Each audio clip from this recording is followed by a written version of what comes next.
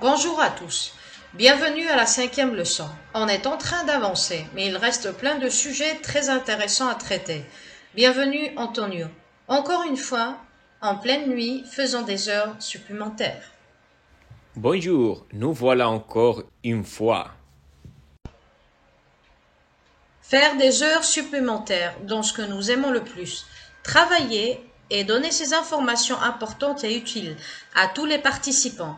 Car ils nous le confirment, ils nous disent ce qui est intéressant et ce qui nous encourage à continuer et à créer beaucoup plus de contenu à l'avenir, ce que nous avons déjà prévu de faire. Très bien, magnifique. Si le cours est bien accepté. Oui, c'est magnifique. Et il nous pose aussi beaucoup de questions. Par email, par WhatsApp, beaucoup de gens contactés. Aussi, tous ceux qui font partie du groupe, c'est satisfaisant de voir qu'il y a tant d'intérêt. Et il faut aussi garder à l'esprit que nous sommes à un niveau international dans tous les pays. Nous diffusons en 4 langues, donc les gens nous contactent depuis l'Algérie ou l'Uruguay. Le cours a beaucoup de succès. La vérité, c'est que c'est le cas. Exactement. Notre champ d'action est international. Nous recevons des appels à tout moment et nous avons le téléphone ouvert 24 heures sur 7. Et c'est vrai. Oui, effectivement. Parce qu'il y a un grand décalage horaire avec l'Europe. Et parfois, il y a des gens qui nous écrivent à certaines heures. Mais nous sommes très attentifs. Si ce n'est pas un collègue, c'est un autre. Et nous nous occupons en 4 langues différentes. C'est une de nos forces en tant qu'entreprise. Très bien, Antonio. Nous avons vu dans la classe précédente, dans la leçon 4, comment demander un rendez-vous depuis le pays d'origine, lorsque la personne est dans son pays d'origine, ce qui est la chose la plus normale à faire. Et nous avons appris comment demander un rendez-vous. Nous avons vu cet enregistrement d'écran. Aujourd'hui, nous allons parler d'un autre sujet, d'un autre cas.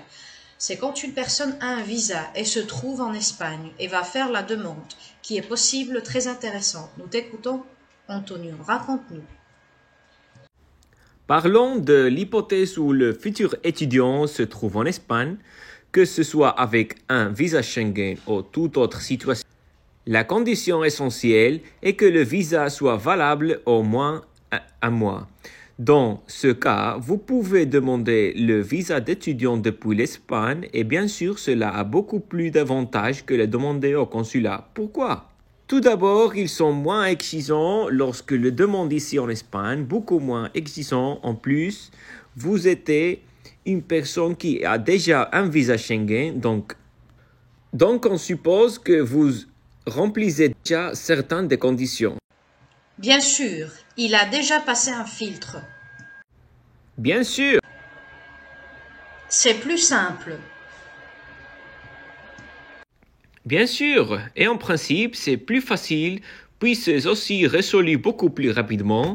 Nous avons dit moins exigeant que les consulats. Les consulats doivent normalement filtrer toutes les informations, vérifier si c'est vrai, si ce n'est pas vrai que la personne qui vient va étudier ou si la personne veut rester ici. Quand ils sont en visa Schengen, il y a moins de doutes et c'est plus rapide. Les bureaux d'immigration sont beaucoup plus rapides. Que pouvez-vous faire lorsque vous êtes ici en Espagne? Nous avons dit qu'il vous reste au moins un mois sur votre visa et il y a 2 options. Ou vous pouvez demander un rendez-vous directement en personne au bureau d'immigration. Vous y allez le jour où vous obtenez le rendez-vous. Nous ne savons pas quand vous l'obtenez. Ils sont donnés plus ou moins selon la province et le travail qu'ils ont. Vous le demandez en personne, vous apportez les originaux, les copies, ils l'authentifient et ensuite il vous communique la résolution par courrier ou par télématique. C'est une option. L'autre option beaucoup plus intéressante est de se faire représenter par quelqu'un qui, normalement un professionnel qui sait comment traiter la documentation et qui utilisera des moyens télématiques déjà bien définis, comme le réseau Zara ou le réseau Mercurio. Quel est le résultat? Tout d'abord, il n'y a pas de rendez-vous. Vous apportez la documentation au professionnel, il vérifie qu'elle est correcte et si vous la traitez par le biais de réseau Mercurio par exemple, elle va directement au fonctionnaire qui va le résoudre et c'est un programme ou un système très intéressant parce qu'il vous demande au fur et à mesure que vous traitez la documentation au niveau professionnel, il vous demande le casier judiciaire, vous l'inscrivez, il vous demande la documentation exacte dans ce cas pour le visa d'étudiant. Qu'est-ce que vous obtenez avec ça? Vous vous adressez directement au fonctionnaire qui doit résoudre le problème. Le fonctionnaire ouvre simplement le document, le regarde, voit qu'il est correct et le considère comme bon. C'est très rapide, il n'y a pas de rendez-vous, tout se fait par voie télématique. Le professionnel s'occupe de la documentation que vous avez bureau, qui est originale, le scan et l'envoi. Eh bien, ce sont les avantages quand on ne le fait pas en personne et qu'on le fait par voie télématique à travers un professionnel et en utilisant dans ce cas, comme nous l'avons dit, pour pouvoir le traiter, il y a plusieurs moyens, mais le bon est utilisé comme dans ce cas pour le visa d'étudiant, ce peut être le réseau Mercurio avec que c'est beaucoup plus rapide et la résolution est aussi moins exigeante. Antonio, je veux te poser une question que je viens de recevoir. Est-ce que je peux faire cette demande par l'intermédiaire d'un professionnel dans mon pays d'origine? Ou est-ce que c'est pour les personnes dont nous parlions dans le cas où elles sont déjà ici? Non, obligatoirement, il doit être ici et c'est le reste pour l'enregistrement parce que vous devez envoyer photocopie du passeport entier, vous devez montrer le cachet d'entrée en Espagne. C'est pour le deuxième cas dont nous sommes en train de parler. Ils doivent être en Espagne. Bien sûr, il faut montrer le tampon d'entrée en Espagne pour voir que la personne est là, qu'il n'y a pas de tampon de sortie et cela ils le vérifient, ainsi qu'ils vérifient ce qui lui reste du visa, qu'il doit rester un mois, donc obligatoirement il doit être en Espagne. Il doit être ici, ok.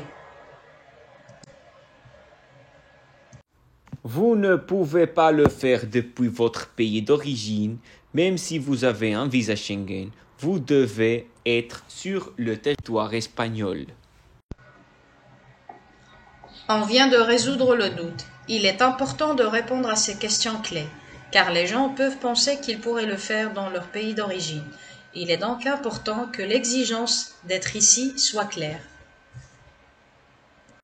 C'est bien qu'il n'y ait pas de doute sur la manière de procéder. Outre le fait de remplir le formulaire et de payer les frais, le reste de la documentation est le même. C'est la même chose, mais c'est génial parce que c'est un moyen super rapide. Comme vous l'avez dit, cela accélère le processus d'une manière impressionnante, selon ce que vous nous dites. Et aussi tous les documents au niveau télématique, je veux dire, si vous l'avez pris dans le pays d'origine comme le casier judiciaire, le certificat d'études, le reste de la documentation peut être fait ici.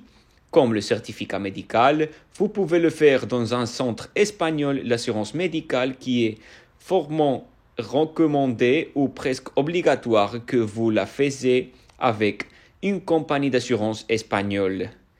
Ainsi, une partie de la documentation est effectuée ici et vous n'avez pas besoin d'authentifier ou de mettre des timbres ou quoi que ce soit. Et la traduction par un traducteur assermenté espagnol qui va avec un certificat numérique et vous apprenez également le processus d'authentification ou l'apostille de l'AIA. Donc, pour de nombreuses raisons, si vous pouvez, il est préférable de le faire à partir d'ici. Cela vaut même la peine de faire le voyage et de le traiter à partir d'ici pour la vitesse et pour tout le reste dont nous parlons. Regarde une autre idée. Demander un visa Schengen, être ici et faire ça avec un professionnel. Oui, le faire. Oui, bien sûr. Nous offrons toute la gamme de possibilités, c'est l'idée. Que nous ne manquons aucune option, que toute personne qui a le désir d'étudier ici en Espagne peut le faire. C'est notre idée d'offrir ce contenu. Super Antonio, c'est la fin de la leçon 5. Merveilleux! Nous allons créer un playlist sur notre chaîne YouTube. Pour l'instant, nous avons les leçons, mais nous allons organiser cette playlist du cours.